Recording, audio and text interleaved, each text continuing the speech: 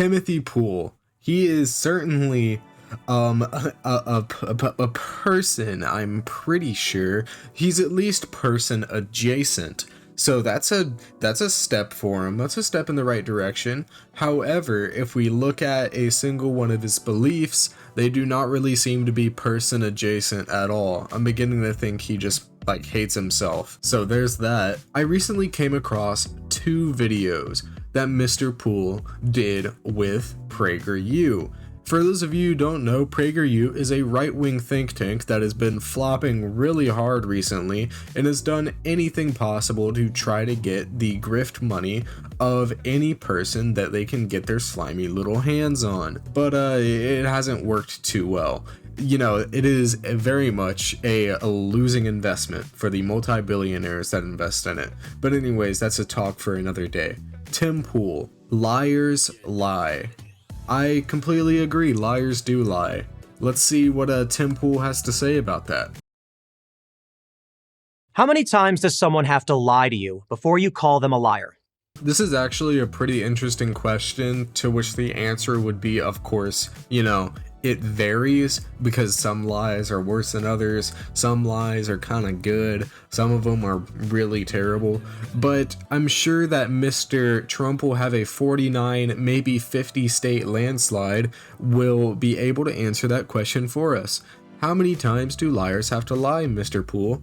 But it's kind of like the horse fucker thing, to where, you bake a dozen cakes doesn't make you a baker, but you fuck one horse and suddenly you're a horse fucker.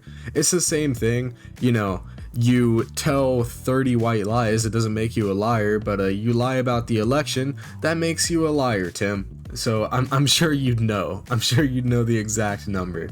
1, 5, 20? It seems like many Americans are okay being lied to over and over and over again.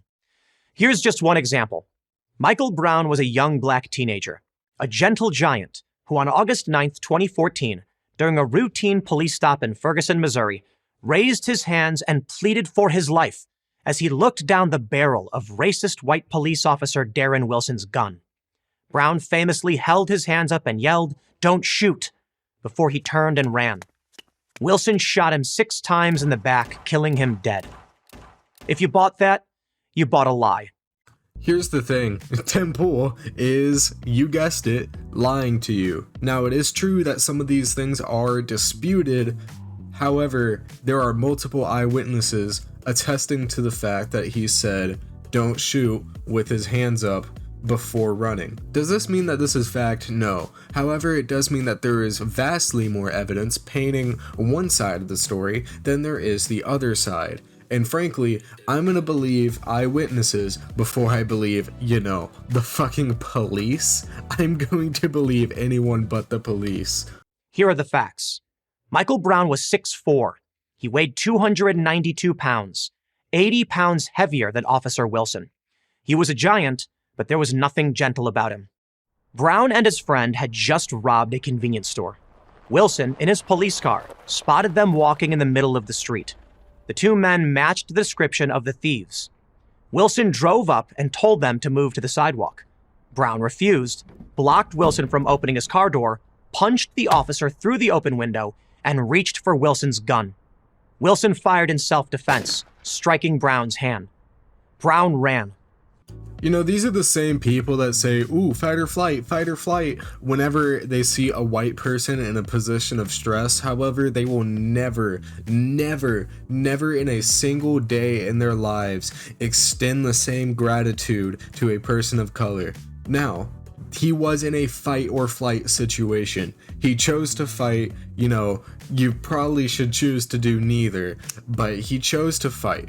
He chose to run after that. Fight or flight instinct kicked in. Wilson got out of the car and pursued him. Brown then suddenly turned and charged Wilson. Wilson repeatedly told him to stop, but Brown kept coming.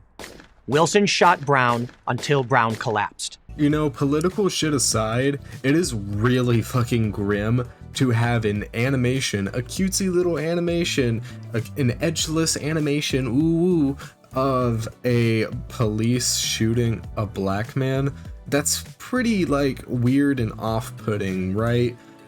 if anybody feels like really off-put by that, let me know in the comments. I'm pretty sure it's not just me. And also, speaking of the animation, I just wanted to say, they don't draw white people like this. They never have. They've never drawn white people as big and muscular and intimidating. You know why? Because they want you to think of people of color as big and muscular and intimidating. Now, I've grown up in a majority person of color place. I have grown up doing things like sports that are dominated primarily by people of color, primarily by people larger than me. I'm not fucking intimidated of them. If you spend a single second with people who are larger than you, smaller than you, darker than you, lighter than you, you realize that these people are not intimidating. It's really that simple. The people that have animated this, the people that have scriptwritten this, the people that storyboarded this, have never seen a black person, have never seen a Hispanic person, have never seen fucking a person. I'm convinced. A local grand jury and federal investigators from the Obama Justice Department concluded that Officer Wilson was justified in his use of deadly force. There is no evidence that Brown ever held his hands up and yelled, "Don't shoot." The whole story was manufactured by the media. It wasn't the first time. It wouldn't be the last, not by a long shot. The biggest whopper of them all was the Russia hoax, the entirely made-up story that Donald Trump, the candidate, and then Donald Trump, the president of the United States, was a Russian agent. I'm a really big fan of the, super specific language here, because it is technically true. It's like saying a Cheeto is made with real cheese just because cheese was in the room while it was made. Yeah, it's technically true, but come on now. A great deal of Trump's running mates, of Trump's cabinet, was found, indicted, and arrested for ties with Russia during his presidency, but he wasn't. So, let's clear him of any wrongdoing at all. He wasn't found guilty of anything, even though, there's very good evidence of voter fraud during the 2016 election. However, it was overplayed by Hillary Clinton, yada, yada, yada. Let's not look into that at all, no. This dark fantasy preoccupied the legacy media for 3 years. It involved dozens of interlocking lies, almost all of which were planted by Trump's Democratic opponent. Given the sad state of our corporate media, it is perfectly fitting that the New York Times and the Washington Post won Pulitzer Prizes, the highest award in journalism, for dutifully reporting each lie as if it were the gospel truth. Then there was the Charlottesville lie, that the president described neo-Nazis as very fine people at a press conference following a riot in Charlottesville, Virginia, in August of 2017. He never said any such thing. Yeah, he never said that there are very fine people on both sides, one of which being neo-Nazis. In this clip where it says there are very fine people on both sides, he never said that. What do you think I am, some sort of dumbass? They showed up in Charlottesville to protest. Excuse me, they didn't put themselves down as you, and you had some very bad people in that group. But you also had people that were very fine people on both sides. You had people in that group, excuse me, I saw the same pictures as you did. How many times does someone have to lie to you before you consider them a liar? I wonder, Timothy. I wonder, Tim Pool. I'm scratching my head over here. But that's it for video 1. Let's move on to video number 2, which is more recent, so hopefully it's a little more spicy. Let's see. Congrats! You made it. You finished college. You got good grades. Okay, passing grades. Now you're gonna get a good job. Okay, a job. In 20 years, maybe you'll pay off your student loans. After working for another 30 years, you may finally be able to retire and take that cruise to Aruba you always talk about. And then, you die. What a joke. Is this really what God or the universe or your mother had in mind for you? Who decided this is the path to success? The woke colleges that teach you almost nothing of real value? The corporations that need well-behaved worker bees to reach their quarterly targets? The government that takes half your income and then wastes it? I'm here to tell you that there is another way.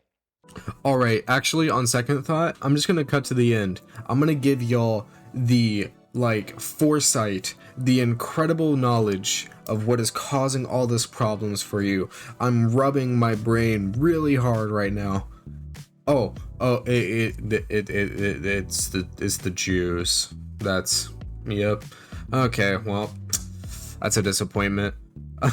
And I'm sure I'm being sort of, bad faith here, but it is a conservative outlet, so I'm pretty sure. I'm like 95% confident that they just said, the Jews. But anyways, Mr. Timothy, he's a guy, he's a person barely, and he's cooking something in there. It's not very good, but it's something. But anyways, if you like this video, leave a like. If you hated it, if you're a Tim Pool fan, leave a like too, because I would fucking hate that. I would hate if you left a like. I would be mauling. I would be like in my chair, arms crossed, head down, mauling if you left a like and you're a Tim Pool fan. I don't even know if they exist, but hey, nonetheless. And if you have any criticism for this video, and it's genuine criticism, let's come up with a code word. The code word, it's actually 2 words. It's trans rights. You put code word trans rights in your comment, and I will know that it's not super disingenuous. But anyways, I'll see y'all guys next time. Hopefully y'all enjoyed. Alright, bye.